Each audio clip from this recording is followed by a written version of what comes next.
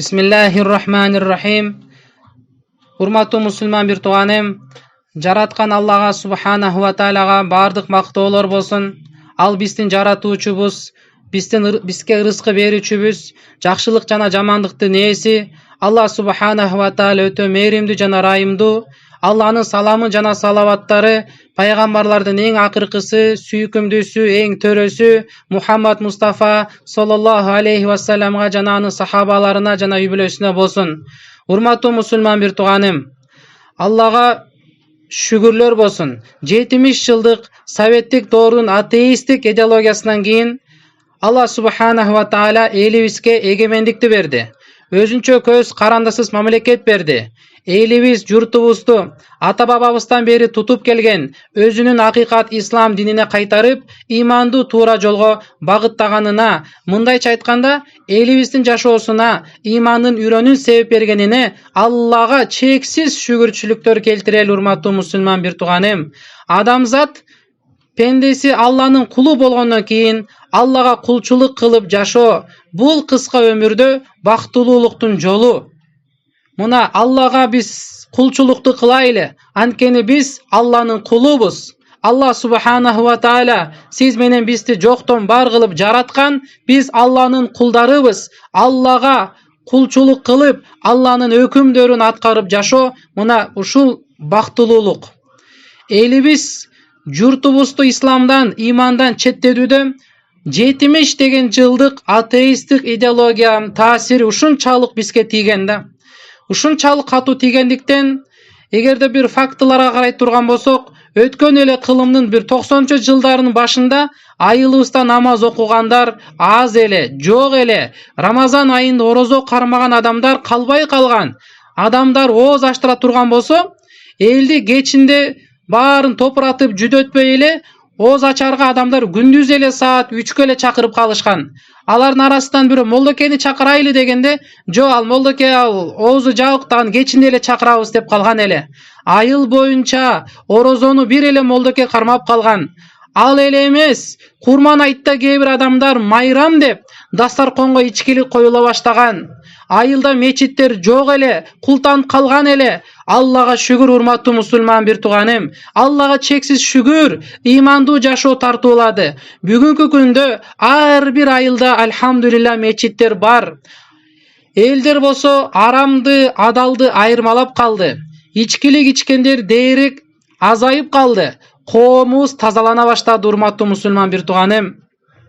Бул дагы өзүнөн өзү эле келген жок.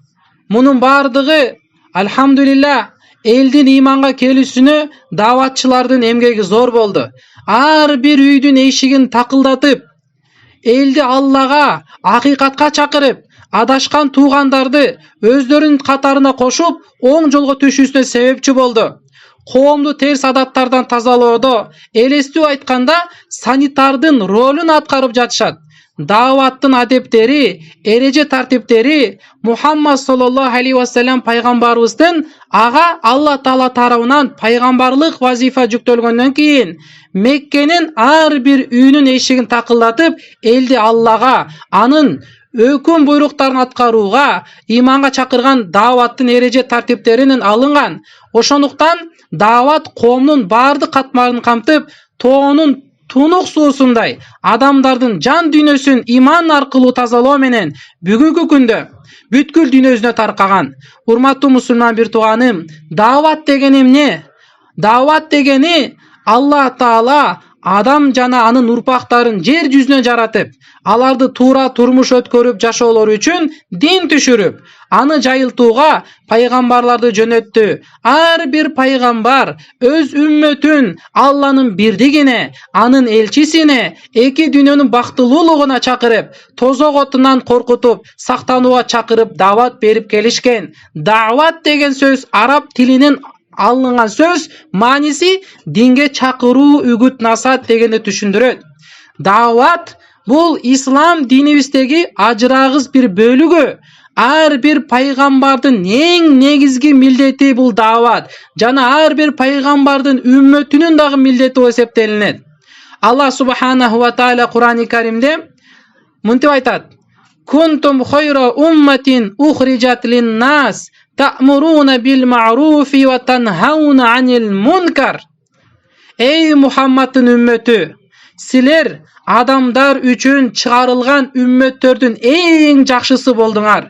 Анткени силер жақшылыкка буйрасыңар, жана жамандыктан кайтарасыңар, жана Аллага иман келтиресиңер. Alhamdulillah, Allah subhanahu wa ta'ala siz menen bizdi Peygamberimiz Muhammed aleyhisselam'ın ümmeti kıldı. Bu jönököy ümmet emes, balkim hayra umma, en жақшы ümmet bolup çıkarıldыңар dep Allah siz menen bizdi maktap жатат Kur'an-ı Kerim'de. Demek, o musulman bir tuğandar, Allah Taala siz menen bizdi bardык ümmetlerden жақшы kıldı. Ушундай болуу тагдыр китебине жазылган болчу. Анын кабары мурдагы кээ бир пайгамбарларга мындай деп айтылган эле. Акыр заман пайгамбары Мухаммад саллаллаху алейхи ва саллям башка пайгамбарлардан абзел болгондой эле анын үммөтү да башка үммөттөрдөн абзел болот деген. Себеби эмнеде? Себеби аларга эң сыйлуу пайгамбар жана толук туруктуу шарият туш келген. Жана аларга илимдин дарбазасы ачылат. Ар бир такыва амалдарын шактары алардын эмгеги менен өнүп өсүп кетет. Алар бир шаар менен эле чектелбейт, же бир коом, бир уруу, бир кылым менен эле чектелбестен, алардын эмгек майданы бардык ааламдын ар бир тармагын курчайт. Натыйжада алардын келишинин максаты башка бирөөгө жакшылык каалоо, канчалык мүмкүн болсо аларды бейиштин дарбазасынан жеткирип коюу. Мына пайгамбарыбыз саллаллаху алейхи ва салламдын да максаты ушул эле. Ар бир адам баласы, эркек болсун, аял болсун, кайсыл кайнын катмарда иштебесин, бирок бардыгы тең бактылуу жашаса экен. Ушул кыска жашоодо Алланы таанып, Алланын өкүмдөрүн аткарып, дүйнөдө бактылуу жашап, өлгөндөн кийин дагы бактылуу жашап, түбөлүктүү бейишке кирсе экен деген пайгамбарыбыз саллаллаху алейхи ва салламдын үмүтү, пайгамбарыбыздын каалоосу ушундай эле. Ошондуктан урматтуу мусулман бир туугандар, келгиле ар бирибиз тең Алланын өкүмдөрүн таанып жашайлы. Өзүбүз гана бейишке кирем дебестен башкаларга даватты берели. Башка бирөөлөргө чакырайлы, башка бирөөлөрдү Алла менен тааныштырайлы. Алла субханаху ва таала, Аллах Таала ар бирибизден разы болсун. Аллах Таала ар бирибизге күч кубат ала насип кылган болсун. Жараткан Алла баарыбызды дүйнө акыретте бактылуу адамдардын катарына кошкон болсун.